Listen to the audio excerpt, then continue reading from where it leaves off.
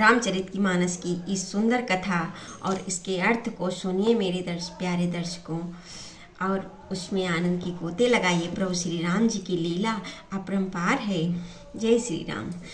सो जल सुकृत सालिहित होई, राम भगत जन जीवन सोई। मेधा महिगत सो जल पावन, सकिल श्रवण मग चलो सुहामन।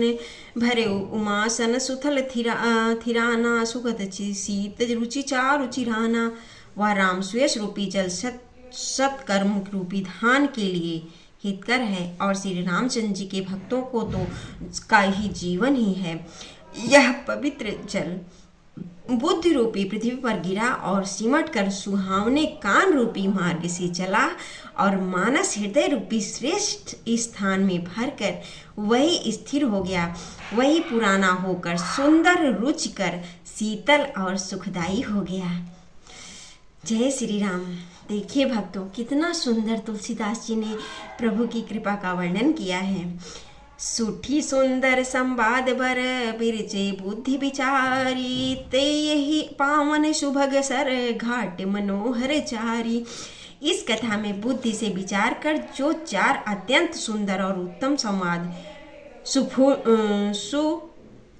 भुजुंडी गरुड़ शिव पार्वती या केवल के भारद्वाज और तुलसीदास और संत रचे हैं, वही इस पवित्र और सुंदर सरोवर के चार मनोहर घाट हैं।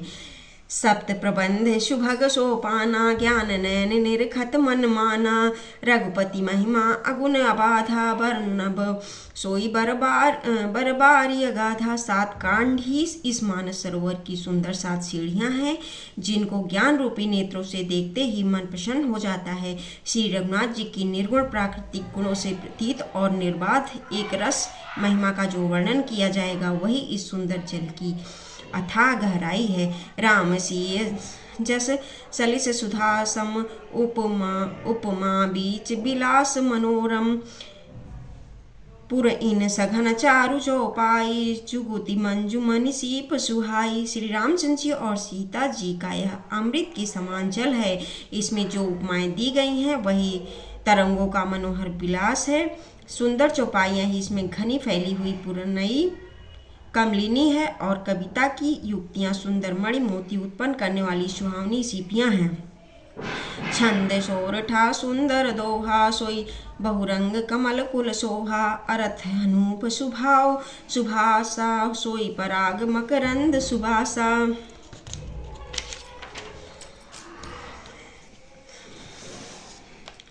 जो सुंदर छंद सोटे और दोहे हैं, वही इसमें बहुरंगे कमलों के समूह सुशोभित हैं। अनुपम अर्थ, ऊंचे भाव और सुंदर भाषा ही पराग पुष्परज, यानी पराग मतलब पुष्परज यानी पुष्प का जो अर्क है। मकरंद पुष्परस और सुगंध है। सुकृत पुंज मंजुल अलिमाला, ज्ञान विराग विचार मराला। धुनि अबरेऊ कवित गुण जाति, मीन मनोहर ते बहुभाति। सत्कर्मों पुण्यों के पुंज भौरों की सुंदर पंक्तियां हैं। ज्ञान वैराग और विचार हंस हैं। कविता की ध्वनि, वक्रोक्ति, गुण और जाति अनेकों प्रकार की मनोहर मछलियां हैं।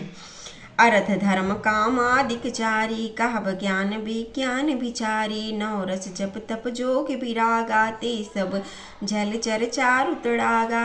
अर्थ धर्म काम मोक्ष ये चारों ज्ञान विज्ञान का विचार की कहना काव्य के 9 रस जप तप योग और वैराग के प्रसंग हैं। ये सब इस सरोवर के सुंदर जलचर जीव हैं।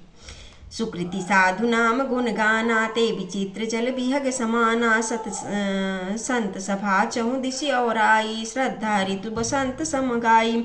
सुकृति पुण्यात्मा जनों के, साधुओं के और श्री राम जी के गुणों का गान ही विचित्र जल पक्षियों के समान है। संतों की सभा ही इस सरोवर के चारों ओर की अमराई आम की बगिया है, और श्रद्धा बसंत ऋतु के समान कही गई है। भगति निरूपण विविध विधाना, क्षमा दया दम लता बिताना। सम जम नियम फूल फल ज्ञाना, हरिपद रति रस वेद बखाना। नाना प्रकार से भक्त का निरूपण और क्षमा दया तथा दम इंद्रिय निग्रह लताओं के मंडप हैं। मन का निग्रह या अहिंसा, सत्य, अस्तेय, ब्रह्मचर्य और अपरगृह नियम, शौच, संतोष तप, स्वाध्याय और ईश्वर प्राणिधान ही उनके मूल हैं, उनके फूल हैं। ज्ञान फल है और श्री हरि के चरणों में प्रेम ही इस ज्ञान रूपी फल का रस है, ऐसा वेदों ने कहा है। जय श्री राम। औरो कथा अनेक प्रसंगाते सुख पिक बहुवरन विहंगा। इस रामचरितमानस में और भी जो अनेक प्रसंगों की कथाएं हैं वे ही इसमें तोते, कोयल आदि रंग बिरंगे पक्षी हैं। पुलक वाटिका बागवन सुख सुख विहंग बिहारु। माली सुमन स्नेह जल सिंचत लोचन चारु। कथा में जो रोमांच होता है वही वाटिका, बाग और वन है, और जो सुख दे होता है वही सुंदर पक्षियों का विहार है। निर्मल मन ही माली है जो प्रेम रूपी जल से सुंदर नेत्रों द्वारा उनको सींचता है। जय श्री राम। दर्शकों,